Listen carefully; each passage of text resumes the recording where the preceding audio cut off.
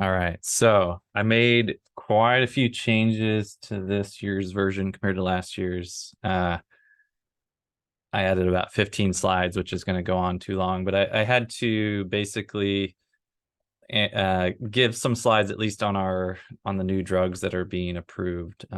So we should talk about those.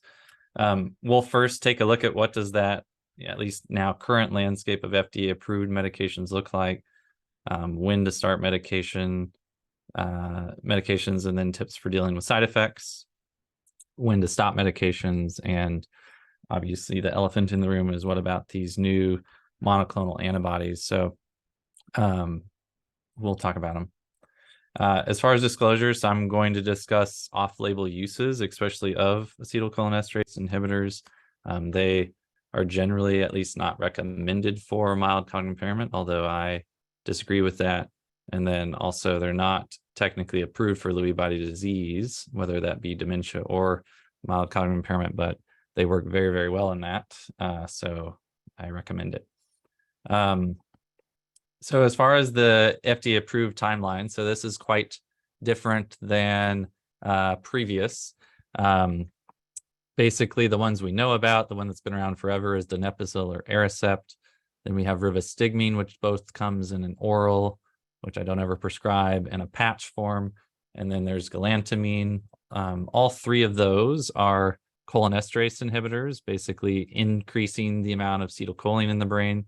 Whereas memantine and then the combo drug of basically memantine plus donepezil has some action on the NMDA receptors, although exact mechanisms are not entirely clear. And these drugs are okay. They can help with some cognitive symptoms. They're certainly not disease modifying, but we do see some amount of cognitive slowing over time, even over multi-year periods when patients are on them. They work quite well in Lewy body disease. And then these newer monoclonal agents, so Aduhelm or aducanumab was approved in June of 2021. And then most recently, we've had Lecanemab, or what's going to be marketed as Leqembi, approved in June of 2023. And then I'll at least foreshadow a little bit based on all the data we've seen. Donanemab's likely going to receive approval early next year. So as far as like these these acetylcholinesterase inhibitors, these boosts of acetylcholine, a lot of this really goes back to the 1970s and early 80s of this cholinergic hypothesis. So we know that acetylcholine is a very important cognitive neurotransmitter. It's important for focus and working memory and just memory in general. There's these large projecting neurons of acetylcholine throughout the whole brain that helps support brain function, especially brain networks. And we know that in both Alzheimer's disease and Lewy body disease, especially where this green circle is, this nucleus basalis minor, we get a lot of loss of the neurons, so damage from the pathology in the brain to those neurons. And so there's a reduction in acetylcholine overall that is trying to support brain function. And so that's part of why we see symptoms. And so we know that acetylcholine, as soon as it's released, it gets broken down quickly to get recycled. So this drug is just trying to keep acetylcholine around longer by blocking down the breakdown of acetylcholine, right? So it's not affecting these neurons directly, but really just trying to keep more acetylcholine in the system. This is very similar to how we supplement dopamine in Parkinson's disease, Parkinson's causing damage more to the dopaminergic neurons compared to these cholinergic neurons. And that's also why we really stress removing anticholinergics. So if you have someone that has 50% loss of neurons that are important for acetylcholine, and then you further block their cholinergic system with anticholinergics, right, that's going to cause even more dysfunction. And we see sometimes more drastic delirium and confusion. I had one patient a couple of weeks ago that was given one dose of oxybutynin and for 4 days had delirium, right? So they can be quite sensitive. That the patient had Lewy body disease, but these patients can be quite sensitive to anticholinergics because they're already deficient in that important neurotransmitter. This is a comprehensive list, I guess, would be a good way to put it. There are a lot of varieties of ones that are more anticholinergic than others, though. So, if you want to really have a good website, you can just type in or if you can type in cholinergic burden scale, and there's good websites that you can just literally just type in a medicine and it'll tell you how anticholinergic it is.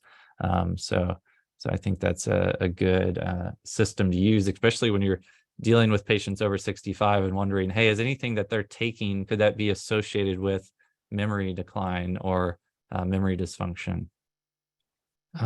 Here I list at least some of the most common ones, right? So the first generation antihistamines, which diphenhydramine is in basically a lot of those sleep aids, right?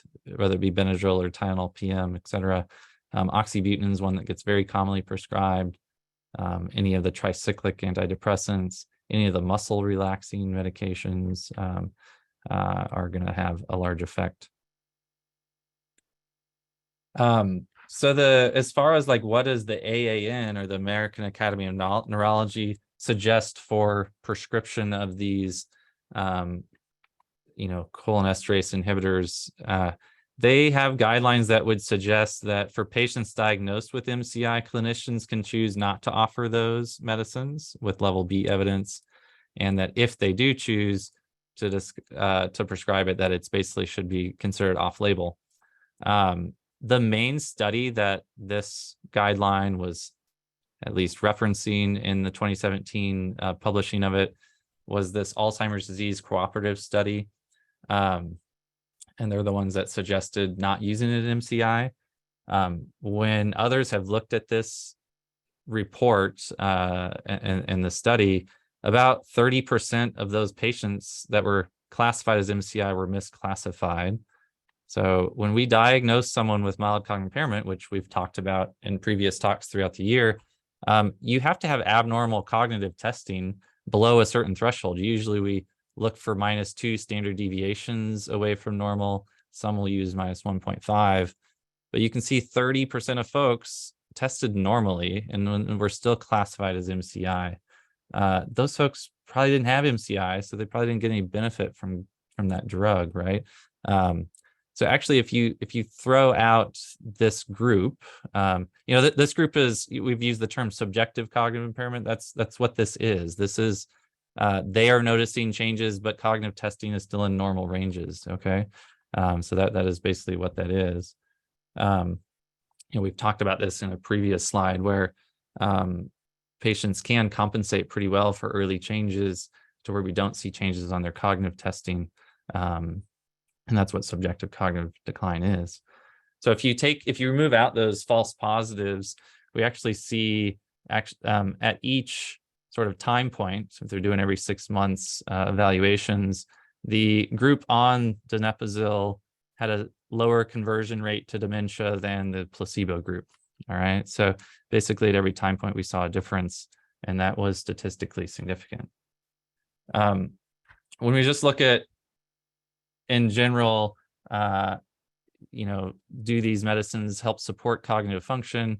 These are more short-term data, so 24 weeks, right? So folks on the drug here stayed fairly stable, even had initial improvement compared to the group not on drugs. So those are, we've had numerous short-term studies that these drugs do help support cognition, but it's been pretty rare to get long-term data on this. So now we have at least 2 long-term studies. The one I favor is this Swedish dementia registry study. Overall, over 5 years, it was actually 5+ years of a large amount of patients. So they have a really detailed registry here. There was overall reduced mortality, and this has been consistent with prior studies. Galantamine seemed to have a slight benefit over the other 2, but they all were statistically significant reduced mortality. There was also reduced conversion to severe dementia in those groups, and galantamine had slightly better statistical significance with that. There's been another study with even longer term data out of China, which really does look similar as far as that. And it's hard, some of our clinicians will say it slows decline. I think if you think of decline as purely cognitive testing, yes, and that usually translates to function, because a lot of these are functional scales that they're using to determine decline. We don't have great evidence that it is disease modifying, though, so I'm always a little cautious about that, right?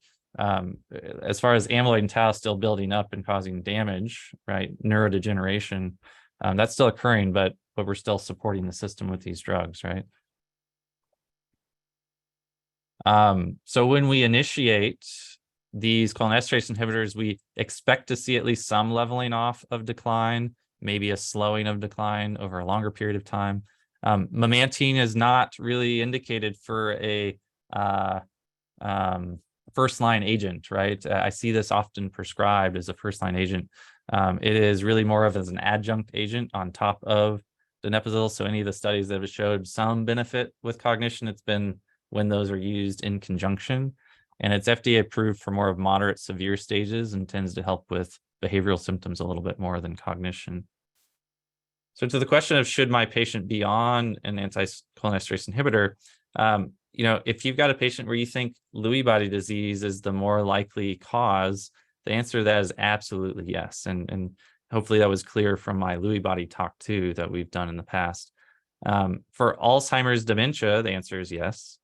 And we see even better benefits in our young onset sort of working memory or dysexecutive presentations of Alzheimer's. But for those mild cognitive impairment stages, so I'll put probably because technically it's off-label.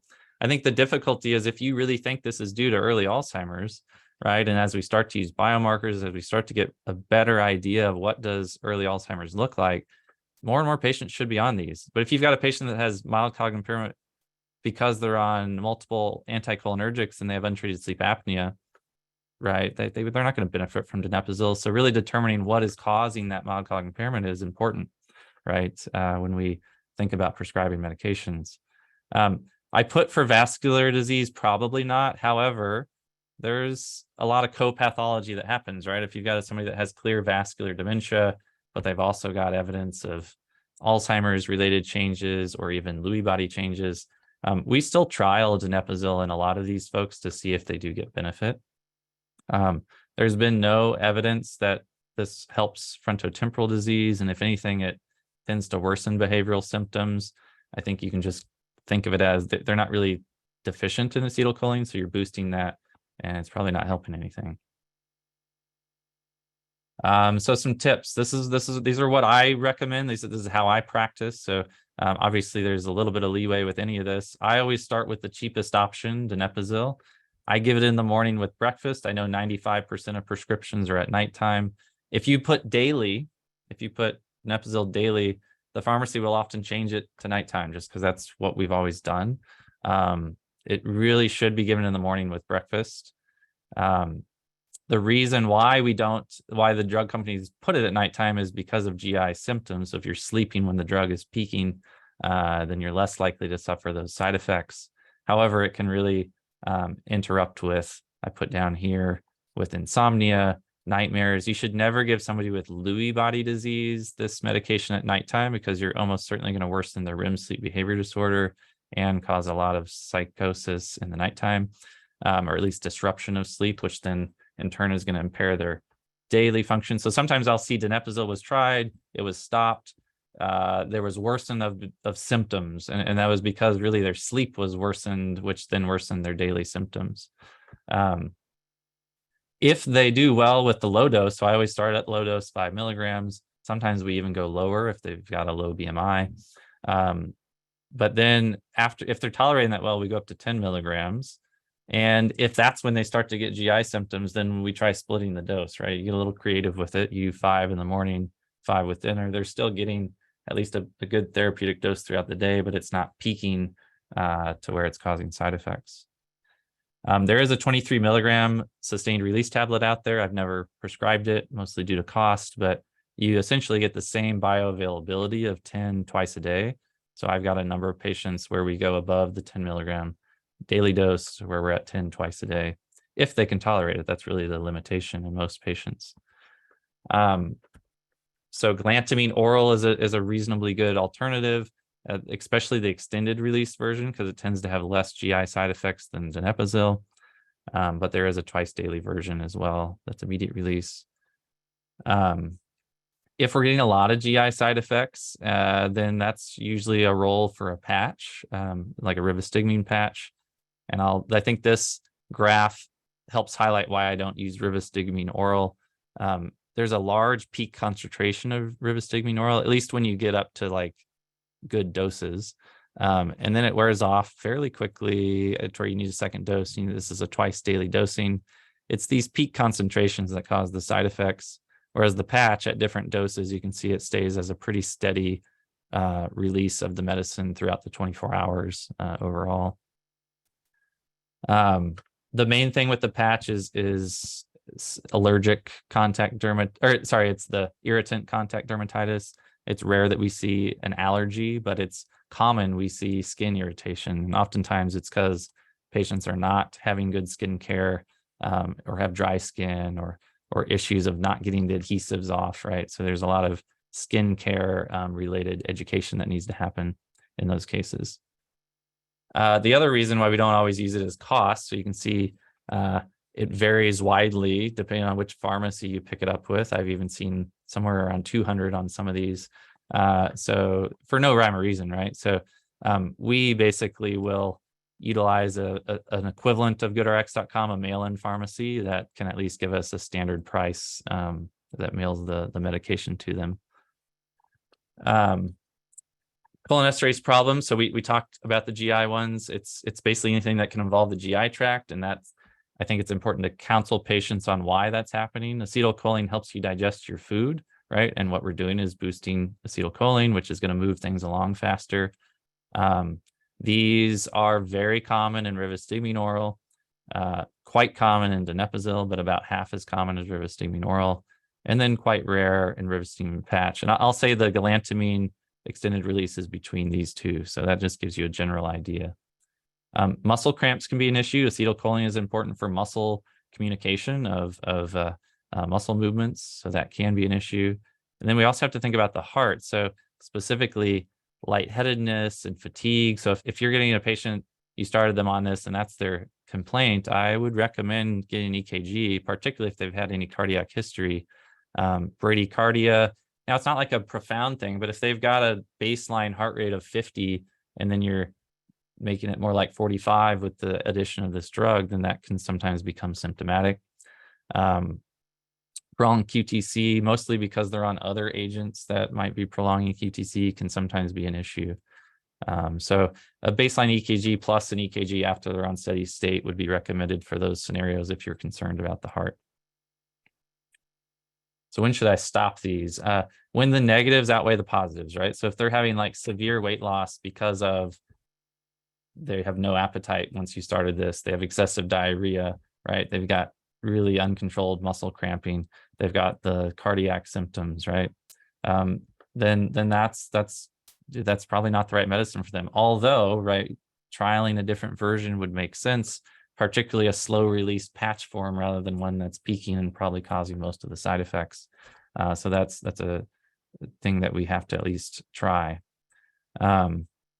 And then should I start Memantine? I will tell you my bias is I really don't prescribe it all that often. I do for more moderate stages, especially if there are behavioral symptoms, but others practice differently. Others have every single one of their patients on Memantine. I think any evidence that I've seen is really when it's synergistically used with these acetylcholinesterase inhibitors, though. We haven't really seen good evidence in Lewy body disease that Memantine does much. Sometimes I've seen it worsen symptoms, but if you ask any Lewy body expert in the country, about a third will say that they never use it, and a third will say they do prescribe, and a third will say it depends, right? So there's really no consensus there. In FTD, there's been no benefit there. There is the combo drug if a patient wants to reduce the amount of pills they're taking, but it does cost more. A brief word. So we're gonna have a whole talk on behavioral symptoms. So I do want to move on to the monoclonals, but I do want to have this slide that really management of non-cognitive or behavioral symptoms. The cholinesterase inhibitors are still our first line, particularly for hallucinations. That is by far and away the first line agent we use. For anxiety symptoms, the worry loop that I talk about that can happen with patients that are struggling to solve a task or think of the right word. SSRIs with anxiolytic properties such as sertraline and escitalopram are recommended. For folks with more of as needed agitation, low doses of trazodone, like 12.5, 25 milligrams are recommended. And then paranoia is usually when we're using something like quetiapine or Seroquel. There is a newly approved drug, so it's a similar one to aripiprazole called brexpiprazole. And none of us have prescribed this yet. I mean, essentially cost is what limits any new drug. But there might be some use in some patients with a risk of Parkinsonism. You wouldn't want to use this in somebody with Lewy body disease. And then sleep is a common issue where melatonin and trazodone are really our mainstays here, because there's lots of sleep drugs that can impair memory. All right, we should talk about the monoclonal antibodies. So there's 3 of these right now, really 2 that you can technically order. Aducanumab was the first one on the block. So our KU formulary basically only allowed the memory clinicians to prescribe it. It was not widely prescribed. I think we have about 10 patients on this drug throughout all of our patients.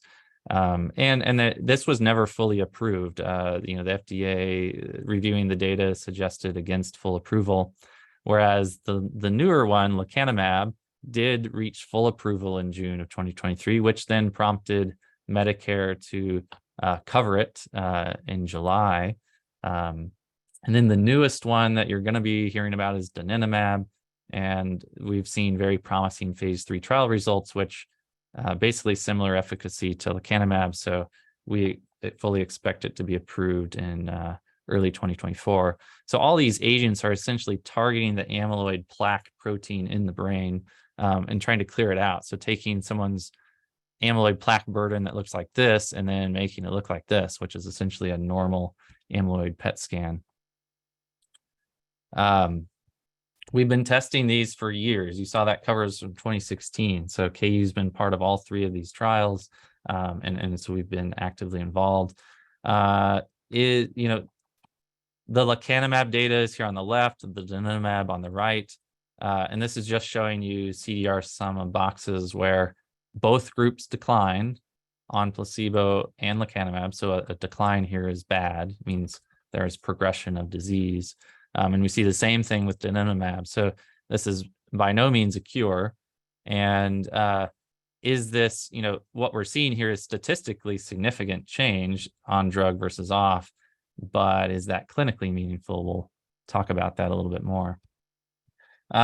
We first have to at least decide if we are even thinking about this medication with patients, who would we treat? So this was tested when we enrolled patients in clinical trials in patients that have mild cognitive impairment or very mild dementia, not even just like more rigid mild dementia. We're talking very mild, with the presence of abnormal amyloid. So we didn't enroll anybody in our trials without abnormal amyloid. So that's a required aspect of consideration of this drug. It is a biomarker that we're targeting, and so we need to prove that it's there. The other big thing here is, we've only studied this in a very select research group that's not really fully applicable to everyone that comes through our clinic. And I think early on, as we get used to these, it's going to have to really be trying to be as mindful as we can and avoid high-risk patients. It seems to be anyone with at least small microbleeds up in the brain called cerebral amyloid angiopathy. They're at the highest risk of suffering side effects from this medication. Patients that can't get serial MRIs should not really be offered this because that's required for monitoring, which we'll talk about. And then if they're anticoagulated in the past, that would be, if they're being anticoagulated, that would be a major concern because of some of the risk of hemorrhage. And then there's this question of whether we should be doing testing on ApoE alleles, because the E4 carriers seem to respond worse to this drug and, well, at the very least, have a lot more side effects. So when we're thinking about how to, select appropriate patients, obviously you're still taking the history, you're still getting the cognitive testing, Patients were not enrolled in our trials if they had an MMSE less than 22. And obviously there's other screeners that are more sensitive, but they can't have too much impairment, right? That would indicate they're in later stages of the disease. They do have to have this abnormal amyloid, and then they have to have this baseline MRI without any of the concerning features we discussed. And so essentially this looks like a checklist, that we need to kind of have providers go through if they're considering this drug for their patient. This is just showing you a little bit of how we currently measure this. So like if I want to know what someone's amyloid status is in the clinic, we use spinal fluid through a lumbar puncture. We send this test off to Mayo Clinic currently. We're working on our own in-house version of this, but Mayo Clinic's data is best supported by using a ratio of this p-tau to amyloid beta, which this is way more detailed than most you need to know. But I actually just got asked this question yesterday from a neurologist of do we use 42/40 ratio? And if you just use the amyloid beta 42, which when it goes down, it indicates there's plaques up in the brain. There's a lot of folks that might have some false negatives and false positives, where that line is much better delineated when we use this p-tau ratio. Amyloid PET scans are that we have heard. Medicare has said we're going to cover these. Exactly what those details look like, it's not entirely clear. We still haven't ordered an amyloid PET scan clinically. But I would imagine that that's going to get ironed out in the next few months of exactly what that looks like and how much it might cost. But that would tell you if someone definitely has amyloid plaques in the brain or not. And then we're working on blood-based biomarkers. There's companies out there where you can order this. I actually just got one back from a company called C2N that a patient wanted to have done. But those are not covered by insurance currently. So they're about $1,200 tests. And then, so the real question for me, and a lot of times when I'm having the discussions with patients, is what is the risk and benefit, right? And so this is obviously a slightly sloped curve for me right now. And this is more of a personal bias, but there are a lot of significant costs and risks to consider with potential benefits, but modest at best, right? We show that there is statistically significant slowing across multiple markers when we look at cognition and daily function. We also see improvement of downstream biomarkers, not just amyloid, but even tau, which is very reassuring when we think about the biology of the disease. So at least these two things are matching up. The question right now is it clinically significant? Would a patient even know if they were on or off the drug 18 months down the line? I think that's important to at least discuss. And the real question is what happens after 18 months? Because if we see that this is literally just the same slope of a maybe 5 to 6 month slowing, what we call 30% slowing, does that just continue for the rest of the course of the disease? That drastically changes my outlook on this long term versus if all of a sudden we start to see a further divergence, like it made some sort of disease modifying effect, right? The risks, so obviously you have to do a lot of tests to kind of be considered for this drug, right? There's a burden there. And then this is an IV infusion that's every 2 weeks. And then it includes at least 4 MRIs throughout the year.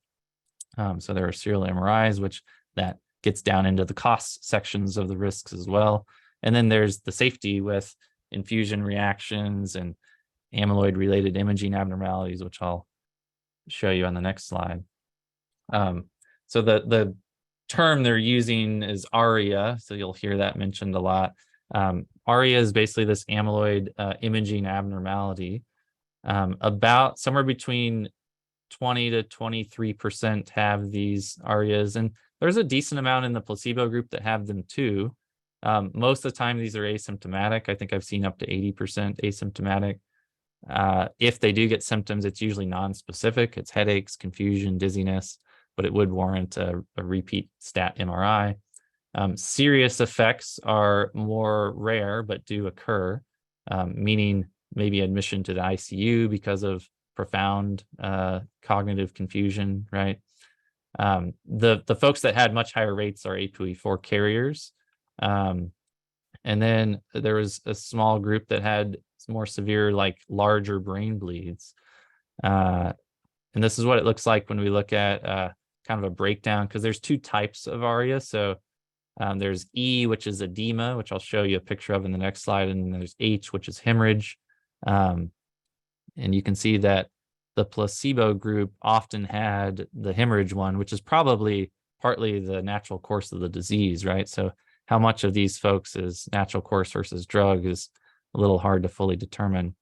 But the serious ARIA is a definite concern. When we're thinking about, should I put my patient on this or not? So here's just another slide on this. Amyloid-related imaging abnormalities, again, edema, hemorrhage. What's the cause? Well, it's probably because the way these drugs work is they're basically telling the immune system to go bind to and attack and clear out the amyloid plaques, right? They do a pretty good job of doing that. But you do have some amyloid plaques in the blood vessels, especially in many patients with Alzheimer's.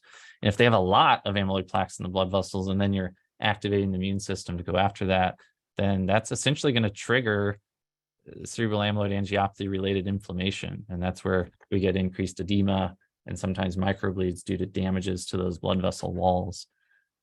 So the greatest risk of that is usually in the first 6 months of treatment. That's why we have the MRIs more clustered in the beginning, and ApoE4 carriers, and then microhemorrhages at baseline.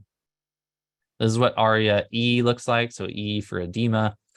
We see this basically hyper intense flare signal on the MRI, which is just indicating there's quite a bit of swelling going on, almost like vasogenic edema, where the blood vessel areas are leaking out fluid, and likely related to inflammation. And then we can see more subtle versions where it's kind of along the sulci. And then the ARIA H is what looks like either these superficial siderosis or microhemorrhages present. So to reduce the risk, obviously having a baseline MRI, excluding patients with some of these concerning features is important. Consideration of that ApoE4 genotype. That's a current like soft recommendation guideline, but not a hard guideline at this point, but one that our clinic will definitely be pursuing. And then obviously the surveillance is part of trying to minimize risk here. But there are patients that are going to get ARIA, right? And then we're going to have to pause infusions. That's what we've done on the research side. You basically pause infusion, then over the next 3 months for most patients, but sometimes up to 6 months, that swelling will calm down and brain will return back to baseline. And some patients we might even restart, but others might decide, okay, I don't want to do this anymore. If it's severe, we actually do use steroids, which kind of goes back to the inflammation system being too active, right? This is what the ARIA rates look like in different E4 groups. So if you don't have an E4 allele in the ApoE gene, then it was pretty mild ARIA rates, closer to placebo really, which was 9%, right? If you do have one of those alleles, so maybe you have an E3, E4, then it was 19%. And if you're E4, it was like 45%, right? That's a dramatic difference. And so are the serious rates of the ARIA. So that's why we're kind of in this position of, we really probably should be knowing what someone's allele status is, at the very least, to offer that counseling of, hey, you're at much higher risk of these side effects, right? Do we want to pursue that? There's also things you have to think about. You're talking about genetics here, right? So there's importances of disclosing information that could have implications on family members or even on long-term care insurance and other things. Many deficiencies in our healthcare system make this even more complicated. The question of who's going to pay. So CMS Medicare has said they will pay if patients are enrolled in a research registry. So that's probably going to be at academic centers at this point, where basically we're going to be collecting cognitive and function data, and then obviously any side effect rates to try to look at safety of these drugs as we have them out into the real world.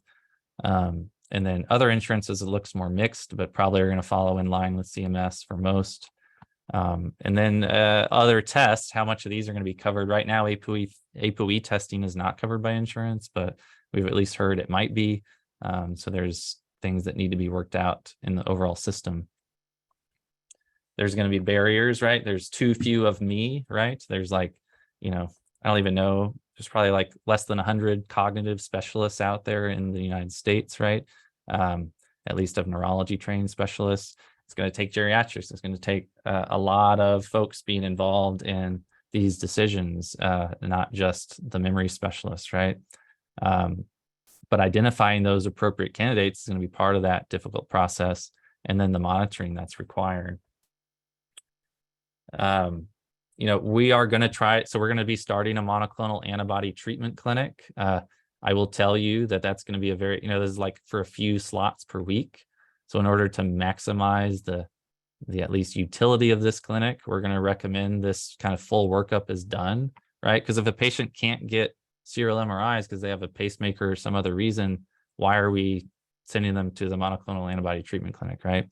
If they can't get a lumbar puncture because they're on blood thinners, why are we sending them to the monoclonal antibody treatment, right? So they need to have biomarker proven disease with appropriate cognitive testing, right, to really be referred to this clinic.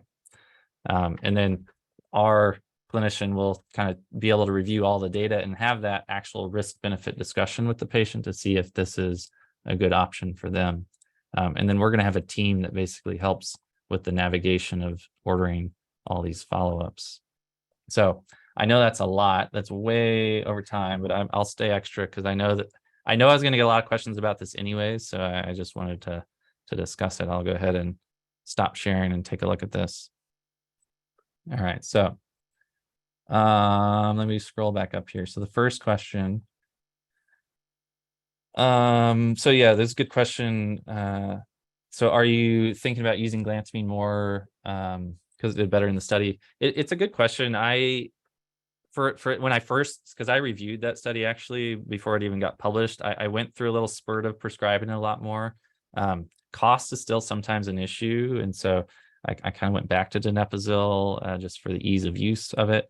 Glantamine does work slightly differently. Actually, rivastigmine does too. They all work on the acetylcholinesterase inhibitor, but they also work on a different esterase inhibitor with the different varieties.